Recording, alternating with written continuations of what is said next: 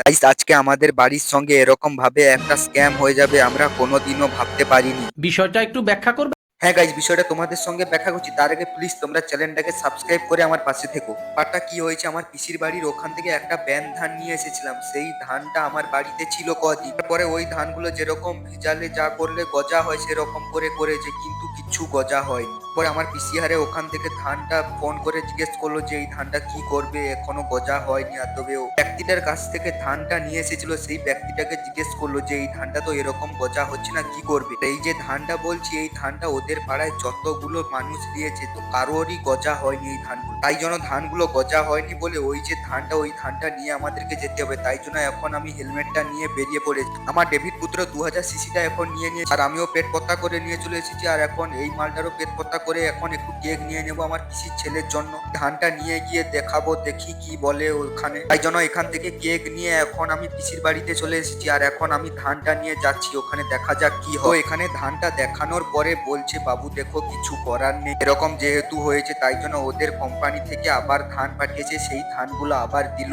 এই ধানগুলো যে দিয়েছে এই ধানগুলোর কোনো পয়সা নেবে না, এই ধানটা শুধু গাড়ি ভাড়াটা নেবে। তাই জন্য এই ধানটা নিয়ে এসে এখন রোদে দিয়েছি। এখন ধানটা রোদে দিয়ে একটু মাঠের দিকে এসেছি, আর দেখা যাক ধানটা গজা হয় নাকি, তোমাদেরকে নেক্সট ভিডিওতে বলবো। তার আগে তোমরা যদি ভিডিওটা ভালো লাগে প্লিজ একটা লাইক কমেন্ট